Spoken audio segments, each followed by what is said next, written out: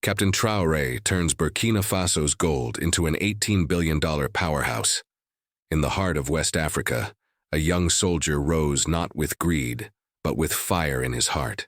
He looked at the land of gold, at a people rich beneath their feet, but poor in their pockets, and said, "Enough." In less than 2 years, he turned one of the world's poorest nations into a gold-fueled powerhouse worth $18 billion. This is not just a story about gold. It's a story about courage, rebellion, and rebirth. A story that shook the world. This is the rise of Captain Ibrahim Traoré and the gold revolution that changed Africa forever. Welcome to Untold Shades, where we uncover the stories the world overlooks. Stories that rewrite the script of history. If you believe in courage, justice, and truth, make sure to subscribe, like, share, and press the bell icon to never miss a story that matters. Today, we're diving deep into how a 36-year-old captain from Burkina Faso broke the chains of neocolonialism, reclaimed his nation's gold, and built a blueprint for African independence, all without bowing to Western banks, foreign corporations, or political pressure. This is how $18 billion in gold became Africa's new symbol of freedom. When Captain Ibrahim Traoré took power in 2022, Burkina Faso stood at a crossroads. Once called the land of upright people, its people were bent under the weight of foreign contracts and empty promises. For decades, global mining giants, from London to Toronto to Paris, had carved out the earth, extracting billions worth of gold, while giving back almost nothing. The villagers watched trucks roll out of their lands carrying wealth they'd never see again. Children played in dust while their parents worked in the mines without clean water or schools. And yet, every year, the world labeled Burkina Faso poor. But Traoré saw through the illusion. He knew poverty wasn't a curse. It was manufactured. He asked, how can a land that bleeds gold still beg for bread? That question lit the fuse. In 2022, Traoré announced something unthinkable. He would reclaim Burkina Faso's gold mines from foreign control. The West called it reckless. But for the people, it was liberation. 5 foreign-owned gold mines, gone, brought under national control. In their place, Traoré introduced a new mining code, one that demanded Burkina Faso own a majority stake in every future project. No more symbolic royalties. No more contracts written in boardrooms thousands of miles away. For the first time, gold would stay where it was found, in the soil of Burkina Faso. The results? Astounding.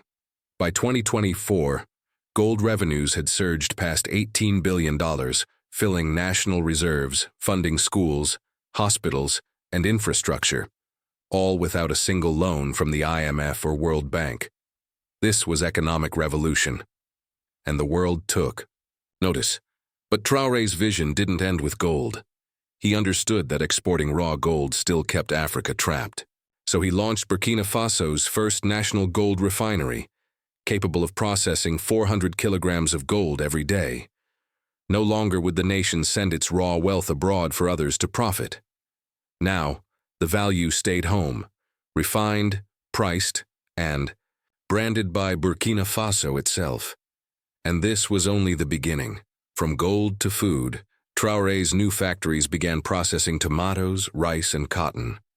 What used to be imported from Europe is now produced locally by Burkinabe hands for Burkinabe families.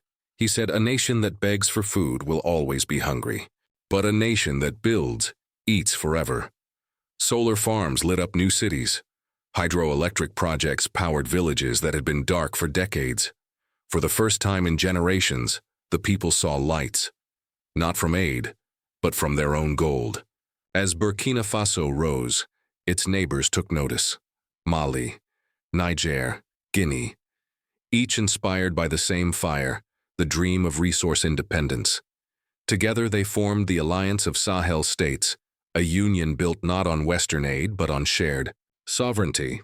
They spoke of new trade routes, shared defense, and even a unified currency, backed not by the US dollar or French franc, but by gold, uranium, and the strength of their own soil.